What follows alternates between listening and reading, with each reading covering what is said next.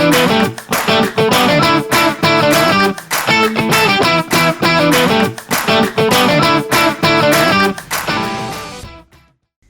Rebecca here for Winchester Gaming and Tech. This week's game for review is called Bellwright. Right out of the gate, I'm just going to say I absolutely loved playing this game. I had so much fun with Bellwright that it's staying in my game rotation, and that's a tall order considering how many games I actually play a week and the limited time I have. Developed by Donkey Crew, Bellwright's available on Steam in Early Access, and I purchased this for around $40 Australian. It's currently, I think, about $43 Australian, which I believe is pretty smart pricing, because this is about what I would generally pay as a player for a game in Early Access, and for this particular genre of game also. Bellwright is an open world survival game that was released in Early Access in late April.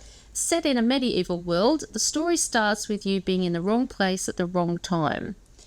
As a child, you witness the murder of the prince, and you're discovered in the area and accused of the murder. You flee the lands and go into exile. But now, as an adult, someone tries to kill you, and on the assassin's body you find a contract, so you return to your childhood lands to seek answers on who framed you and who really killed the prince.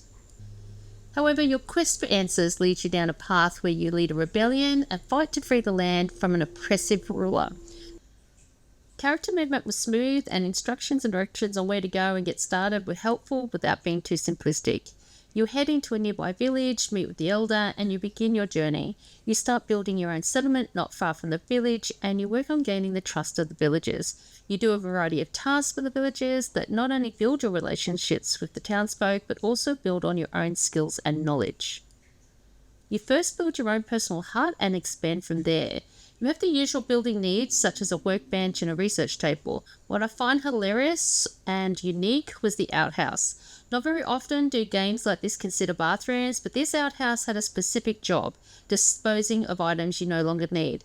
It is not something that I had seen before, so it was quite refreshing. I loved building in this game. You don't just get resources and then the building appears. You need to gather the necessary resources, such as logs, sticks and plants, and then you build each section at a time. It is a little slower, but it feels more like you are actively engaging in the building process. As you gather other people to join your settlement, they help with the building, making it much faster and a group effort. To survive, you need to hunt, craft, build and collect resources like many survival games. In the colder months, you can no longer collect certain plants, so watching your stock and the weather becomes important as the game progresses.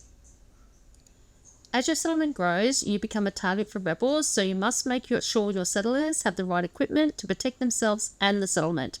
The basic axe will be enough to start with, but when you want to journey away from the settlement, stronger weapons are advised. As you free other villages and towns, you'll be able to set up outposts to manage the flow of resources. It is also important that you keep an eye on the happiness level of your settlers. How happy your settlers are will determine certain events and how efficiently your settlements will run. I spent well over 30 hours on this game last week, and I didn't move very far away from the original starting point. There is so much to do in game, and especially at the beginning. I didn't get to finish the whole game yet, but I put in significant time to know I'll be continuing with the game to find all the answers. You can build settlements all over the map as well as grow your army. You can play this solo or co-op. I suggest taking your time and building up your resources in the beginning. Grow your first settlement, produce good weapons, and set up effective food production and storage. Your army will need food. Your villagers will want food. Your villagers will help you work on the settlement. From crafting on the resource table to collecting resources, there is more than enough work than just for you. There are only a few things that I didn't particularly like about Bellwright. Although overall the instructions and steps in the beginning are quite clear and simple to follow, the one thing that isn't as clear as it could be is the renown. Renown is the relationship value for the people around you. By doing tasks and building your trust in the village, you can gain your renown. When you have enough renown, you can use this to convince a villager to move to your settlement. The renown value will then go down and you must build it up again like a form of currency before you convince another person to come to the settlement. The next thing I didn't like was the combat movement. In the beginning, it is a real struggle to fight the raiders attacking your settlement. You quite often die, and it isn't really until you are further along in the game that you have a better chance of surviving a fight. The basic club is next to useless against a bandit with a sword. You can use your axe, but the raiders are usually better equipped than you. There were some bugs, such as at times when chopping wood, the movement was cumbersome. When killing animals, the option to harvest the remains is not on the body, but a few steps away, and you have to really look for it. While hunting animals, there would be times when they would freeze and you couldn't attack them. These were only minor issues, and I think in the entire week I was playing, the game only crashed once. What I loved about Bellwright was the stunning artwork and the lighting in the game, which made early mornings as pretty as you would expect in the countryside. The music also sets the scene well and suits the game's style and was quite relaxing as you played. I like the fact the game was challenging in the way you would expect surviving in a hostile, bandit-ridden land would be with harsh weather and wildlife. The main story was intriguing, and I'm interested to see where this leads as the game plays out. I love the open world, so you can play the quests or you can work on your settlement. The choice is yours when and where you take risks and progress the story. Overall, I think Bellwright is a well-made game with hours of gameplay available.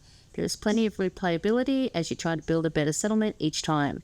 I would highly recommend Bellwright, especially if this is your favourite genre, as it is mine. For an early access game, I believe it is worth the price, even for where the game is at now. I had very little issues when playing, and it feels like a project the developers will keep working on, so not just another early access dump and run.